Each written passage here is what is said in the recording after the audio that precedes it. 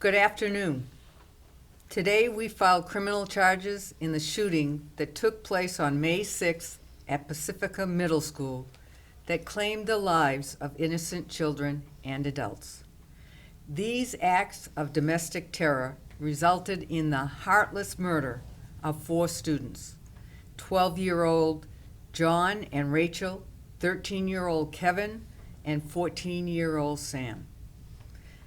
Miss Terry Baker, a beloved 7th grade teacher, was also murdered as she stepped in to get the children off the playground and away from the line of fire. 14 other innocent children and school staff suffered gunshot wounds and other injuries. 2 remain in critical condition. The defendant, Michael Kincaid, was arraigned today on 5 counts of premeditated and deliberate murder, along with special circumstances of multiple murder. The defendant is also charged with an additional 14 counts of premeditated attempt murder. The court set a preliminary hearing for June 19th.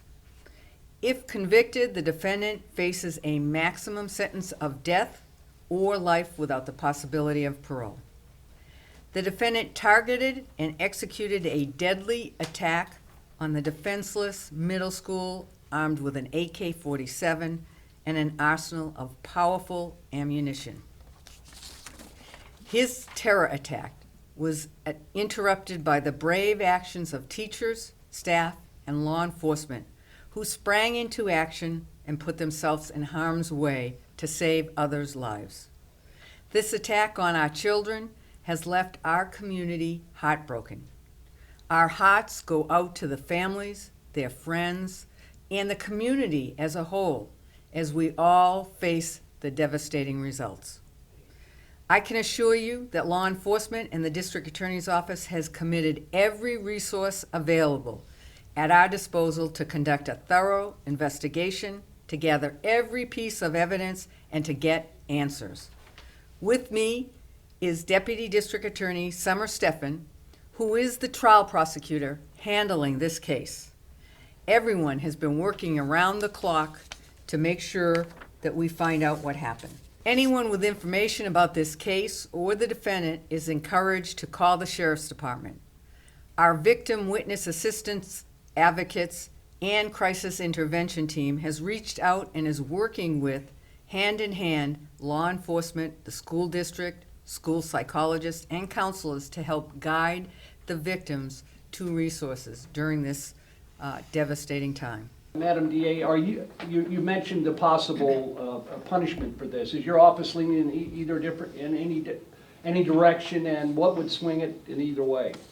We have the same process for death penalty cases with each case that has special circumstances, and that process would involve, after the preliminary hearing, when all the evidence is presented, or enough for a preliminary hearing, we then meet with the people in our office to review the case, those that have done death penalty cases and those who have tried murder cases.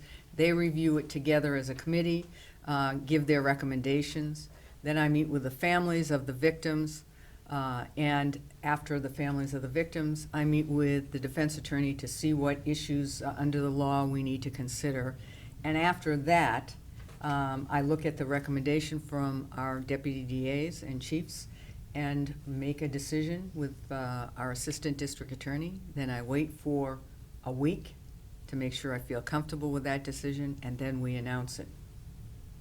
We're hearing the defendant had mental issues. Maybe he was in a mental hospital. Can you confirm that and talk about how that might play into his defense? His mental health status or anything related to anything about the defendant will come out in the process through the trial or through the preliminary hearing, and we'll take one step at a time and see what the defense puts forth. What can you say about the motive? Some parents I talked to said that they saw him lurking around this school days before, and nobody did anything about it.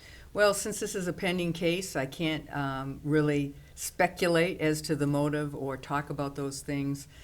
We try our cases in the courtroom, not in the media, and hopefully we'll find out all of those things as the case proceeds. Mr. Manis, here we go, another horrible tragedy all over the country, now here in San Diego. What sort of a plan do you have with the rest of the law enforcement agencies, and also including campus police throughout the county? Is there a real plan to try to reduce or avoid these horrible tragedies? Law enforcement here, we are blessed in San Diego with law enforcement that comes to the table once a month, and in between, both federal, state, and local, the district attorney, me, and the U.S. attorney, Laura Duffy, come together on a regular basis and actually talk about plans, and the law enforcement participates in the training and practices. And we learn more things from each event that occurs, and we are always looking at what's happened and trying to plan even better each time something happens. Do you think there was adequate security at the school?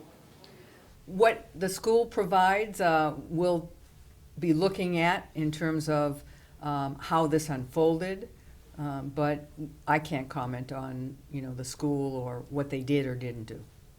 He used an AK-47, which is illegal in the state of California. Would the person who sold it to him be potentially culpable or liable in any way for this? We'll look into any issues that relate to the crime. With an AK-47, we'll have to take a look at it first, see whether it fits within the law, and then we will look at whether or not it was properly registered, whether the background checks were properly done, and who he or she, might have gotten it from. Are you aware of any kind of Which one do you want? support that's being provided for the teachers and kids since this tragedy has occurred to help them cope with what's going on? Well, the schools have their process as well. In our office with victim advocates and services often go with the school, with psychologists to help in the healing process and the discussion of what happened and their feelings, as well as with the parents. We have, handled cases like this before. Summer being the deputy DA who handled a prior case, and we know how to do this, and we know how to do it so that we minimize the trauma to the children, to the families, and hold their hands and give them big hugs along the way. With so many shootings, would your office consider supporting gun reform or gun control legislation? That's something that's being discussed all over the country. We're faced with the law of the Supreme Court and the law of California, and that's how we deal with it. You said your office is committing a lot of resources. Can you give us an idea how many people are working on this or how much it's costing? It would be too difficult at this point because we have so many law enforcement agencies joined together working on this, as well as members of those agencies. It would be hard to tell, and cost at this time is really not the point. Solving the crime and getting answers is the point, and helping those who need help. Is there any specific targeted training to teachers, principals, and campus police? Because there's a lot of concern that the campus police all around the county may not have the necessary resources, weapons, and training. We have our trainings with campus police, make it available to them. Their chiefs work with our chiefs, and by the way, our investigators in this kind of incident are also activated because of a mass incident, and they are peace officers, and they work with law enforcement as well, and they also train law enforcement.